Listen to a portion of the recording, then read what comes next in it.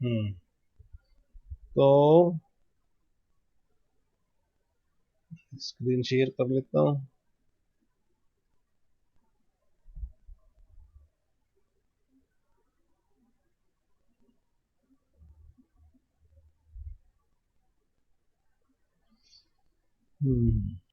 बेटा प्रेजेंट।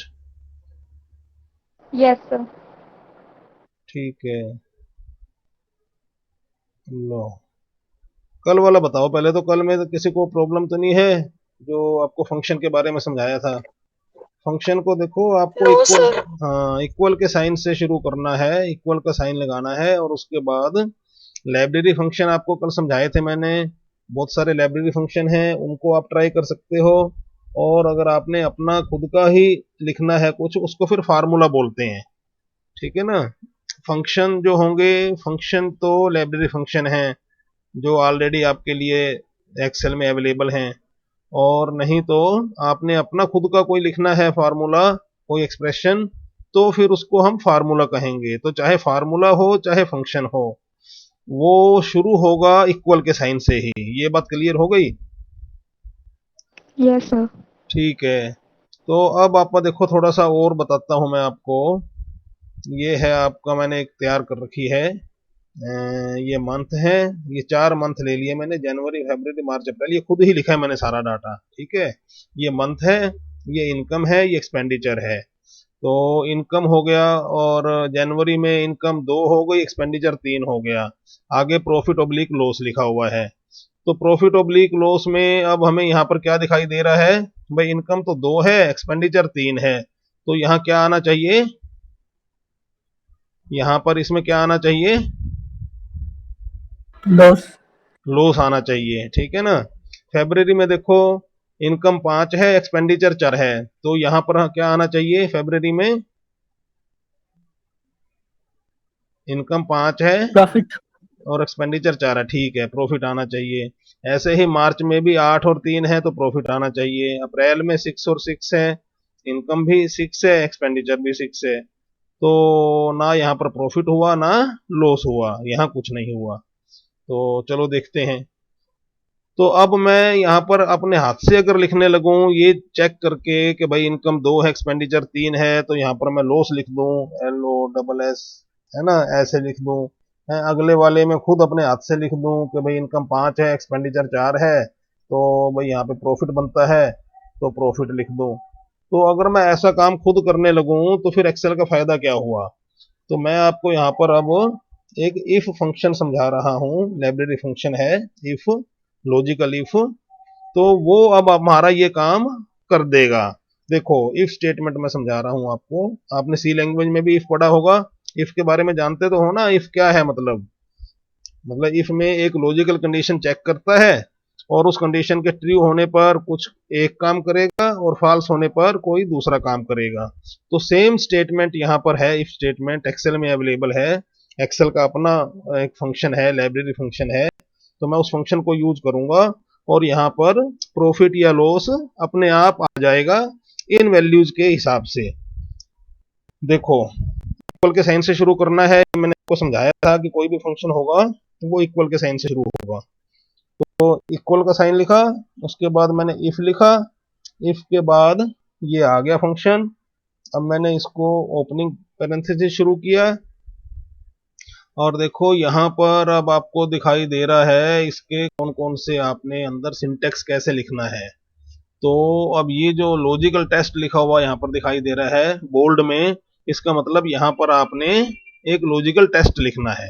अब logical test क्या है? जैसा आपने अपने दिमाग में कैलकुलेशन की थी कि भाई इनकम 2 है, एक्सपेंडिचर 3 है, मतलब 2 और 3 को आपने चेक किया था, तो ऐसे ही अब आप ये चेकिंग वाला काम यहाँ करवाओगे। कैसे? अब 2 और 3 अगर आप हाथ से 2 और 3 मतलब कि कांस्टेंट वैल्यू लिख दोगे, तो ये 2 और 3 के लिए ही फिक्स हो जाएगा। आपको तो यहाँ पर इस सेल की वैल्यू लिखनी है। ठीक है ना? तो यहाँ पर मैं क्लिक कर दूंगा, तो B2 देखो यहाँ पर अपने आप आ गया। तो इसका मतलब मैंने B2 को चेक करवाना है कि B2 इज ग्रेटर देन, अब ग्रेटर देन का सिंबल मैं लगाऊंगा, और B2 इज ग्रेटर देन ये C2। मतलब B2 की वैल्यू अगर C2 से ज्यादा है, ये अब मेरी एक लॉजिकल कंडीशन हो गई जो मैंने यहां पर लगा दी है, लॉजिकल टेस्ट लिख दिया। इसके बाद मेरी ये लॉजिकल टेस्ट पूरा हो गया। इसके बाद मैं कोमा लगाऊंगा। कोमा लगाने के बाद अब देखो नीचे क्या कह रहा है बोल्ड में, वैल्यू इफ ट्रू। अब मैं यहां पर वो वैल्यू लिखूंगा जो इसके ट्रू होने पर मैं चाहता हूं। तो ट्रू होने पर क्या चाहता हूं कि भाई इनकम अगर एक्सपेंडिचर से ज्यादा है तो मैं क्या चाहता हूं, क्या छपना चाहिए बताओ। अगर इनकम की वैल्यू एक्सपेंडिचर से ज्यादा है तो क्या छपना चाहिए?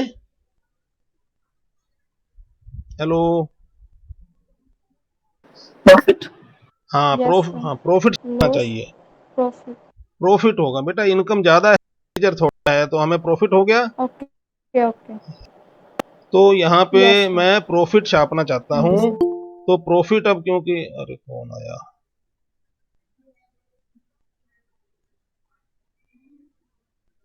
तो प्रॉफिट को अब ये एक टेक्स्ट है, प्रॉफिट जो है एक टेक्स्ट है। तो टेक्स्ट को लिखने के लिए मैं इन्वर्टेड कॉमा का यूज करता हूं। तो इन्वर्टेड कॉमा लिख दिया मैंने और इसके अंदर मैं दिया प्रॉफिट और इन्वर्टेड कॉमा क्लोज कर दिया। तो ये हो गया मेरा, अगर ये B2 C2 से ज्यादा है मतलब इनकम एक्सपेंडिचर से ज्यादा है तो प्रॉफिट हो। अब मैं कोमा लगाऊंगा, कोमा लगाकर आगे देखो नीचे फोन इसमें क्या कह रहा है बोल्ड में, क्या आ गया अब, वैल्यू इफ फॉल्स, कि अगर ये कंडीशन फॉल्स हो जाती है तो मैं क्या चाहता हूं यहां पर। तो मैं क्या चाहता हूं, अगर इनकम एक्सपेंडिचर से नहीं है मतलब फॉल्स हो गया ये स्टेटमेंट, तो क्या हो गया मेरा, लॉस हो गया। तो मैं यहाँ पर इन्वर्टेड कॉमा शुरू करके और LOSS इन्वर्टेड कॉमा क्लोज और अब ये ब्रैकेट क्लोज, ये मेरा इफ स्टेटमेंट का सिंटेक्स लिखा गया। अब मैं यहाँ पर एंटर कर दूंगा तो देखो क्या हो गया, लॉस अपने आप लिखा हुआ आ गया। क्यों आ गया भाई, क्योंकि भाई इनकम 2 है एक्सपेंडिचर 3 है तो लॉस हुआ। अब मैं यही वाला फार्मूला यहां पर भी यूज करना चाहता हूं नीचे इन तीनों सेल में। तो अब या तो ये कि भाई मैं इस फार्मूले को दोबारा लिखूं सारी की सारी वही इफ स्टेटमेंट लगाकर, या फिर मैं क्या करूंगा कि मैं इस फार्मूले को यहां पर, ये जो आपको जो लॉस लिखा हुआ दिखाई दे रहा है, ये बैकग्राउंड में लॉस तो हमें सामने दिखाई दे रहा है, बैकग्राउंड में क्या है, एक फार्मूला है। तो अगर मैं यहां पर इसको कॉपी करूंगा तो ये लॉस कॉपी नहीं हो रहा, ये बैकग्राउंड का फार्मूला कॉपी हो रहा है। तो मैंने कंट्रोल C करके यहां पर कॉपी कर लिया फार्मूला और यहां पर इन तीनों को सिलेक्ट करके और एंटर मारूंगा तो यहां पेस्ट हो जाएगा। तो ये पेस्ट हो गया। अब आपको लगेगा कि जी ये तो जो है फार्मूला में तो यहां पर तो इस फार्मूले में तो B2 और C2 लिया हुआ था। ये देखो यहां पर जो फार्मूला था इसमें तो B2 और C2 मतलब सेकंड रो के कॉलम ये लिखे थे सेल, तो वही सेल अगर यहां पर आएंगे तो कैसे बात बनेगी, तो वो सेल यहां आएंगे ही नहीं। यहां पर इसी रो के देखो, इसको डबल क्लिक करके देखो तो यहां पर क्या दिखाई दे रहा है, B3 और C3, ये भी आपको समझाता हूं अभी। और यहां पर B4 और C4 और ऐसे ही यहां पर B5 और C5। तो ये आपको समझ में आई बात? अब यस सर। हाँ, अब आप ये देखो कि मैंने एक तरह से आपको एक तरह से इफ स्टेटमेंट समझा दिया और इफ स्टेटमेंट के बाद फार्मूले को कॉपी करना समझ दिया। तो अब मैं आपको दूसरी बात बता रहा हूं, दूसरी बात समझा रहा हूं कि जब आप कोई फार्मूला कॉपी करते हो तो उस फार्मूले में जो सेल एड्रेसेस यूज हुए हैं वो सेल एड्रेसेस जब आप नई उस फार्मूले को पेस्ट करोगे तो वो सेम सेल एड्रेस नहीं रहेंगे, अगली जगह पर जहां पेस्ट कर रहे हो फार्मूला वहां पर सेल एड्रेस बदल जाएंगे। ये इस एक्सेल की बहुत ब्यूटीफुल एक हमें फीचर सर्विस मिली हुई है। ये अच्छी सर्विस है, इसको माड़ा मत समझो कि भाई ये अगर सेल एड्रेस बदल जाएंगे तो हम तो कंफ्यूज हो जाएंगे। कंफ्यूज नहीं होना इसमें, इससे तो आपने ऐसे समझना है कि जैसे अब ये यहाँ था, ये वाला था फार्मूला लॉस वाला पहला, इसमें देखो फार्मूला बार में बॉक्स में देखो, यहाँ पर B2 और C2 यूज किए थे मैंने। तो इस सेल में तो मुझे B2 और C2 की ही जरूरत थी कंपेयर करने के लिए, लेकिन इस सेल में मुझे किसकी जरूरत है, B3 और C3 की। यहाँ पर मुझे B2 और C2 की जरूरत नहीं है, यहाँ पर इसकी अपनी रो है, थर्ड रो है, ये फोर्थ रो में लिख रहे हैं तो इसको फोर्थ रो के सेल वाली जरूरत है, ये फिफ्थ रो के लिए फिफ्थ रो वाले सेल की जरूरत है, तो वो सेल अपने आप उस रो के बन जाएंगे। तो इसको बोलते हैं रिलेटिव सेल एड्रेसिंग। यहाँ फार्मूले में जो मैं सेल यूज कर रहा हूं, यहाँ पर ये जो यूज किया है, C2 यूज किया है, ये सेल एड्रेसेस रिलेटिव हैं। रिलेटिव का मतलब ये होगा कि जब मैं इन सेल्स को या इस फार्मूले को किसी दूसरी जगह पर जाकर कॉपी पेस्ट करूंगा, तो जो सेल मैंने उस फार्मूले में यूज किए हैं उन सेल्स का लोकेशन, उन सेल का जो पोजीशन है उस फार्मूले वाले सेल के रिस्पेक्ट में जितनी दूर वो है उसके रिलेशन में रिलेटेड टू दैट सेल, उतने ही दूरी पर नई जगह पर सेल यूज हो जाएंगे, वो बोले नए सेल यूज हो जाएंगे उतनी दूरी से। देखो कैसे, ये देखो मैं यहां समझाता हूं। ये आपका D2 वाली सेल थी, D2 वाली सेल में हमने फार्मूला लगाया, D2 वाली सेल में फार्मूला क्या लगाया भाई, B2 और C2। अब B2 का D2 से क्या रिलेशन है, B2 का D2 से क्या रिलेशन है, B2 जो है D कॉलम से 2 कॉलम पहले है, ठीक है, और रो वाइज क्या रिलेशन है, रो वाइज सेम है रिलेशन, सेम रो में है, मतलब रो सेम रहेगी, लेकिन जहां पर भी आप इस फार्मूले को पेस्ट करोगे तो B2 की जगह पर उससे 2 कदम पीछे वाला सेल आ जाएगा। अब मैं देखो जैसे इस फार्मूले को दोबारा कॉपी करता हूं और मैं यहां पेस्ट कर देता हूं, यहां पेस्ट कर दिया मैंने।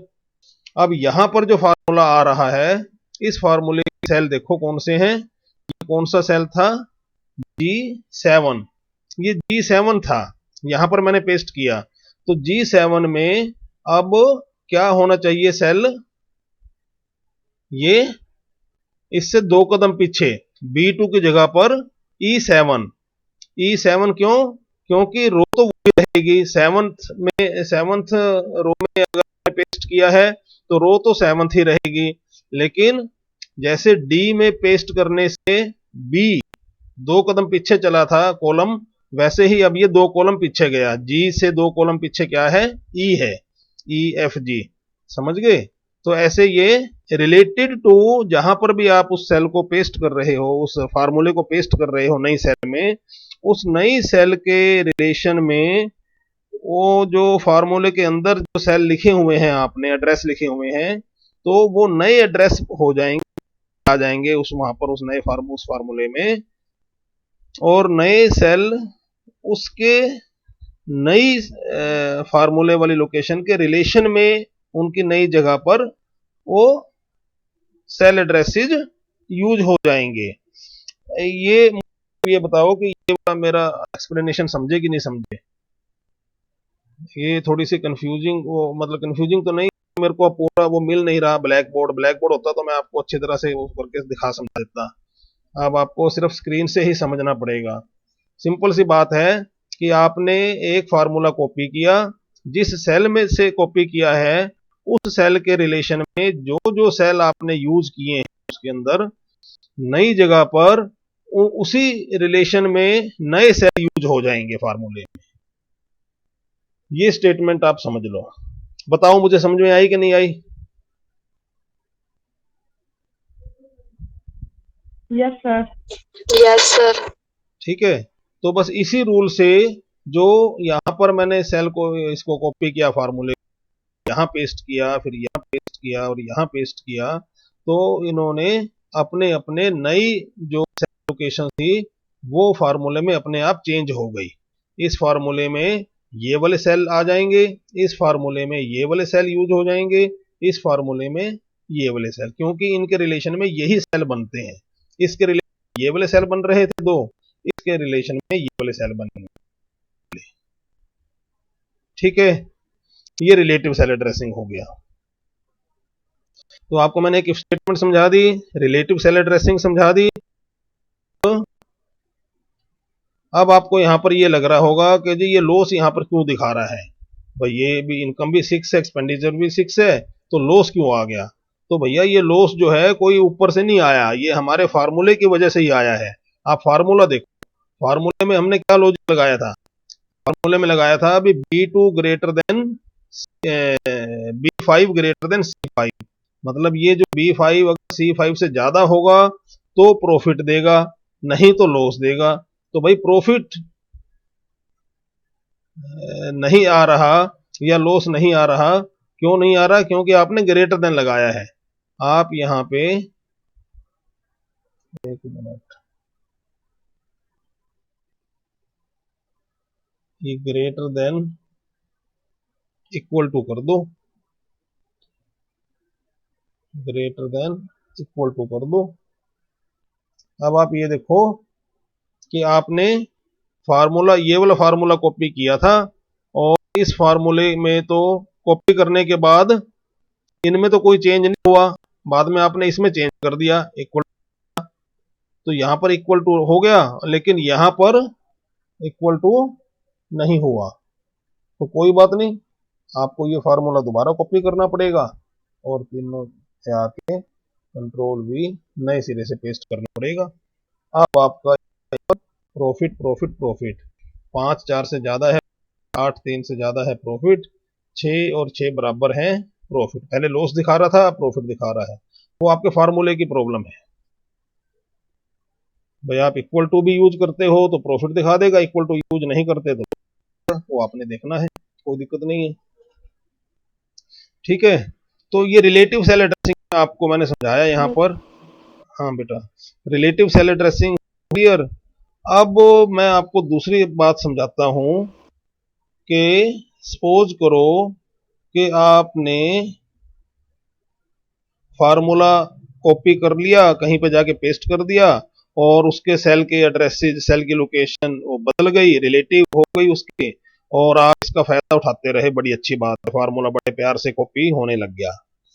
लेकिन कई बार आपको ऐसी जरूरत पड़ती है, ऐसी आपकी रिक्वायरमेंट हो जाती है कि आपको जो फार्मूला आपने यूज किया है, किसी जगह पर लिखा है, उस फार्मूले में जो सेल यूज किए हैं वो सेल आप बदलना नहीं चाहते, आप उस सेल की जो लोकेशन है उसको बदलना नहीं चाहते, और कॉपी करके दूसरी जगह पर पेस्ट कर रहे हो फार्मूले को, तो वो एक सेल ऐसा है, एक सेल या कोई भी सेल, कि आप हर फार्मूले में उस सेल की पोजीशन वही चाहते हो कि भाई मेरा वहीं से ही वो वैल्यू उठे।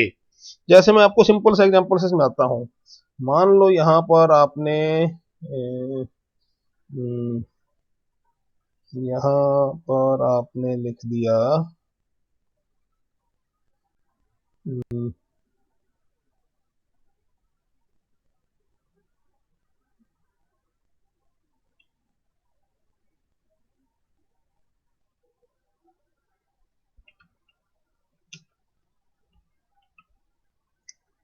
प्रिंसिपल अमाउंट, और यहां लिखा इधर सैकड़ा हजार, ये लिख दिया आपने,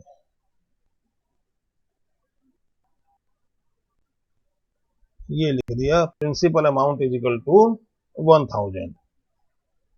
अब आप क्या चाहते हो कि भाई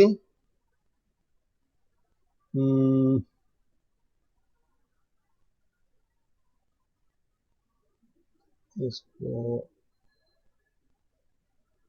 वापस यही ले लो, इसको सपोज करो आपने कोई ऐसा फार्मूला, परसेंटेज वाला, परसेंटेज वाला फार्मूला बनाना है, और इसमें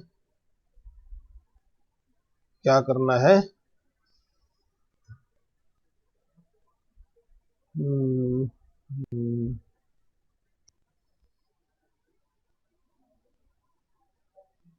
इनकम बटे, कर लो ऐसे कर लो, आप करना चाहते हो कि इनकम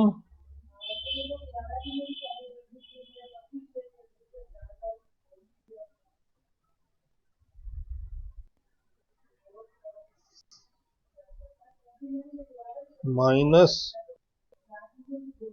एक्सपेंडिचर और प्लस में ये प्रिंसिपल अमाउंट। ये अब ये कोई फार्मूला है, आप ऐसा फार्मूला यूज करना चाहते हो, ये मान लो चलो नकली फार्मूला है, लेकिन अब आप चाहते क्या हो कि भाई ये जो जो इनकम और एक्सपेंडिचर है, भाई इन दोनों को आपने सब्ट्रैक्ट कर दिया और एक ये रकम है, कोई भी रकम है, ये जोड़ दिया। तो अब इस फार्मूला यूज कर लिया। अब आप मान लो इसको कॉपी करते हो, कंट्रोल सी और यहां पर कंट्रोल वी, तो क्या होगा कि यहां पर जो फार्मूला आपने कॉपी किया, तो उस नए फार्मूले में ये वाले सेल एड्रेस इसके बदल गए, ऊपर की नीचे वाली रो आ गई। तो और ऐसे ही इस ऊपर वाली रो की जगह पर भी नीचे वाली रो आ गई। लेकिन यहां पर आप इसकी रो को या इसकी सेल की वैल्यू को बदलना नहीं चाहते हैं, आप तो इसी सेल को फिक्स चाहते हो। अब ये सेल फिक्स कैसे रहे भाई, क्योंकि आप अगर फार्मूला यहां से कॉपी करके नई जगह पर पेस्ट करोगे तो रिलेटिव सेल एड्रेसेस के रूल से वैल्यू बदलेगी। अब आप चाहते हो भाई ये वाले दो सेल रिलेटिव पोजीशन के हिसाब से नई सेल की वैल्यू यहां पर आ जाए, लेकिन इसकी वैल्यू आप फिक्स चाहते हो भाई ये सेल यहीं टिका रहे, इसी सेल की वैल्यू रहे हर फार्मूले में। तो ऐसा करने के लिए आपको एब्सोल्यूट सेल एड्रेस का यूज करना पड़ेगा। एब्सोल्यूट सेल एड्रेस यूज करने का क्या तरीका है, देखो एब्सोल्यूट सेल एड्रेस यूज करने का तरीका है कि आप उस जिस सेल को आपने एब्सोल्यूट के तौर पे ट्रीट करवाना है ताकि उसकी वैल्यू ना बदले फार्मूला कॉपी होने के दौरान, तो आपको उस सेल से पहले डॉलर लगाना पड़ेगा। जैसे ये एच एच वाला था, ये नहीं है, ये था ना,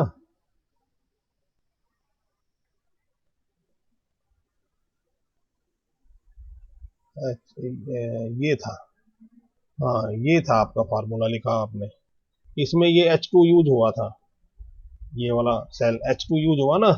अब इस सेल को आप एब्सोल्यूट बनाना चाहते हो ताकि फिक्स रहे और कॉपी होने के दौरान ये अपनी जगह से, मतलब हर फार्मूले में यही सेल यूज हो।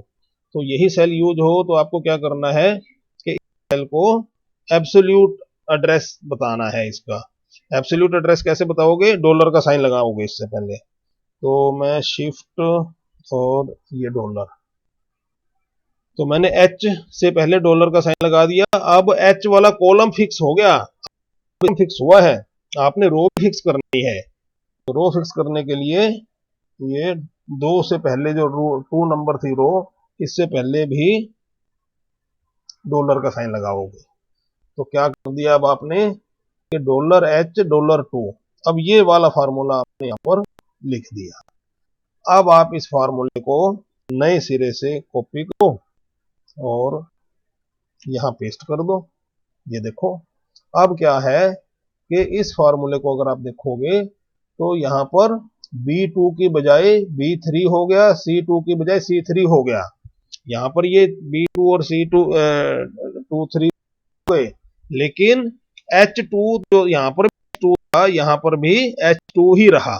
ये समझ रहे हो बात को। तो ही इसके अंदर देखो, इसमें भी B2 का B4 हो गया, C4 हो गया, लेकिन H2 का H2 ही रहा।